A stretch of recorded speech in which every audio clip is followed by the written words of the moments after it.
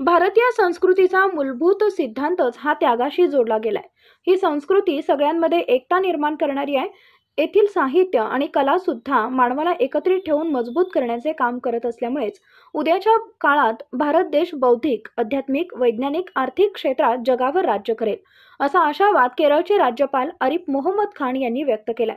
सहकार चळवळीचे जनक पद्मश्री डॉक्टर विठ्ठलराव विखे पाटील यांच्या 122व्या जयंतीचे औचित्य साधून परंपरेप्रमाणे देण्यात येणाऱ्या राज्यस्तरीय साहित्य आणि कलागौरव पुरस्काराचे वितरण राज्यपालांच्या हस्ते संपन्न झाले. 95व्या अखिल भारतीय साहित्य संमेलनाचे अध्यक्ष भारत सासने यांच्या अध्यक्षतेखाली संपन्न झालेल्या या कार्यक्रमास बुलढाणा अर्बन बँकेचे अध्यक्ष राधेश्यामजी चांडक, पुरस्कार निवड समितीचे अध्यक्ष ज्येष्ठ साहित्यिक डॉक्टर रावसाहेब कसबे, माजी मंत्री अण्णासाहेब मस्के पाटील, प्रवरा अभिमत विद्यापीठाचे कुलपती डॉक्टर राजेंद्र विखे पाटील, खासदार डॉक्टर सुजय विखे पाटील, माजी आमदार चंद्रशेखर कदम, भाजपाचे जिल्हाध्यक्ष राजेंद्र गोंदकर, जिल्हा परिषदेच्या माजी अध्यक्षा सौ शालिनीताई विखे पाटील यांच्यासह प्रवरा परिवाराचे सर्व संस्थांचे पदाधिकारी या प्रसंगी उपस्थित होते. प्रारंभी सर्व मान्यवरांनी सर्व पद्मश्री डॉक्टर विठ्ठलराव विखे पाटील यांच्या स्मृतीस्थळात अभिवादन करून पुष्पचक्र अर्पण केले. लोकनेते खासदार डॉक्टर बाळासाहेब विखे पाटील यांच्या स्मृतीस्थळासही पुष्पांजली अर्पण करण्यात आली. यंदाच्या वर्षी साहित्य जीवन गौरव पुरस्काराने किशोर बेडकेहाळ, रवींद्र इंगळे चावरेकर, अभय गुलाबचंद कांता, मंगेश नारायण काळे, के.जी. भालेराव, हिरालाल पगडाल यांना साहित्य पुरस्काराने तर दत्ता भगत आणि छबुबाई चव्हाण यांना कलागौरव पुरस्काराने सन्मानित करण्यात आले.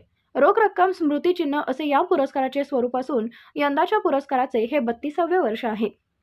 आपल्या भाषणात राज्यपाल आरिफ मोहम्मद खान म्हणाले की समाजातील साहित्यिकांचा आणि कलाकारांचा होणारा सन्मान हे समाज जिवंत असल्याचे लक्षण असून जे शेतकऱ्यांशी जोडल्या गेलेल्या संघटनातून हा सत्कार होत असल्याचे याचे महत्त्व अधिक असल्याचा गौरवपूर्ण उल्लेख करून त्यांनी सांगितलंय की महाराष्ट्राच्या भूमीला संत ज्ञानेश्वर आणि संत तुकारामांचा जसा आध्यात्मिक वारसा मिळालाय तसाच छत्रपती शिवाजी महाराजांकडून स्वराज्याची ही कल्पना मिळाली. या संकल्पनेतूनच स्वातंत्र्याच्या आंदोलनाची प्रेरणा मिळाली असल्याचे स्पष्ट करून त्यांनी सांगितले की मी कोण आहे किंवा मी कुठून येतो याही पेक्षा भारतीय संस्कृतीचे मूळ शोधले पाहिजे, जी खरी आपली चेतना आहे. घरामध्ये जशी आपण किमती वस्तू जपून ठेवतो तशी ही संस्कृती मूल्य आणि आदर्शांच्या आधारावर आपल्याला जपावी लागणार आहे.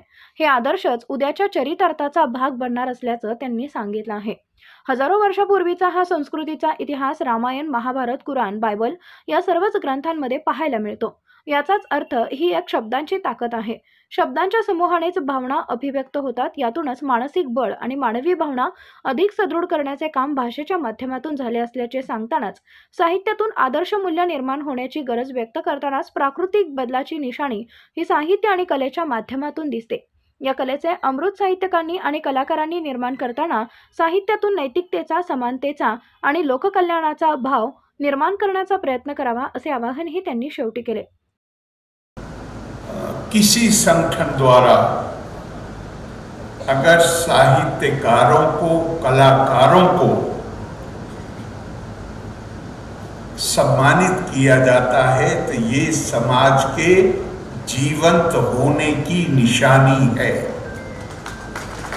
और ये काम एक ऐसा संगठन करे जिसमें बुनियादी तौर से हमारे किसान हैं, शेतकार हैं, तो इसका महत्व और भी ज़्यादा बढ़ जाता है.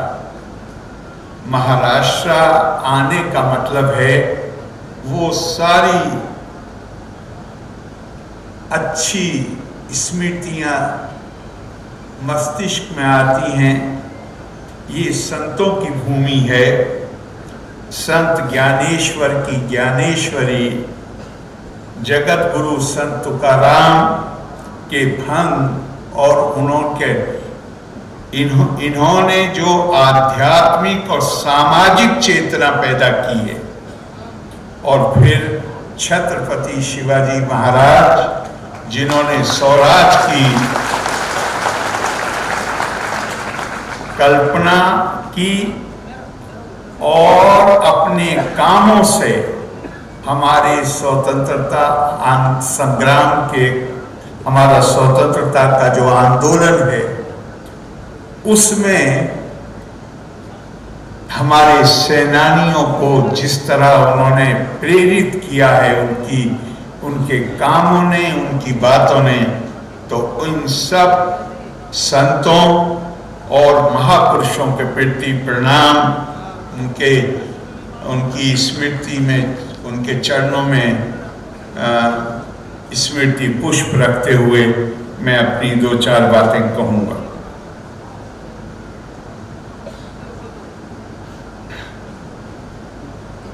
हमारे यहाँ या उससे पहले एक और बात कहता हूँ, आप कौन हैं, मैं कौन हूं, मेरी पहचान क्या है, इसको इस बात से अलग नहीं किया जा सकता कि मैं कहां पैदा हुआ हूं, मैं कहां से आता हूं। हम क्या हैं, हमारी पहचान भारतीय संस्कृति के मूल्य तय करते हैं, और अगर हम उसके प्रति हमारे अंदर चेतना है, अगर हम सजग हैं, तो एक बात हमेशा ध्यान रखिएगा कि जितनी कीमती वस्तुएं होती हैं, बहुमूल्य चीजें जो होती हैं, उनकी रक्षा सतत करनी पड़ती है। एक बार रख के ये आदमी निश्चित नहीं हो सकता कि बस अभी अपनी जगह सुरक्षित है।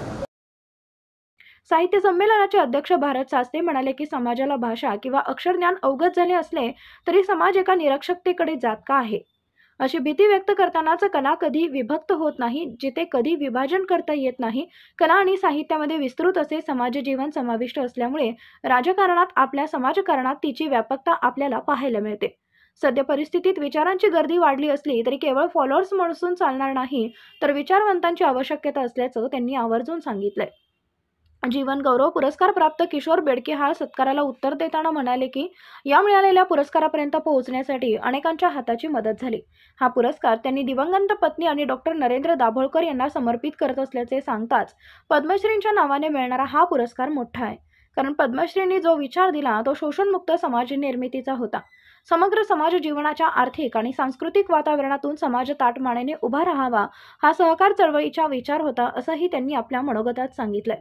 खासदार डॉक्टर सुजय विखे पाटील यांनी स्वागत आणि प्रास्ताविकातून या साहित्य पुरस्कारांची 32 वर्षापासूनची सुरू असलेली परंपरा प्रवरा परिवाराने जोपासली आहे। साहित्यिक आणि कलाकारांचा या पुरस्काराने सन्मान करण्याची मिळणारी संधी हा आमचा गौरव असल्याचं ते म्हणाले। प्रवरा परिवाराच्या वतीने सर्व मान्यवरांचा सन्मान करण्यात आला। या कार्यक्रमास जिल्ह्यातून विविध संस्थांचे पदाधिकारी, साहित्यप्रेमी मोठ्या संख्येने उपस्थित होते। विजन प्लस न्यूजसाठी सायरा सय्यद लोणी।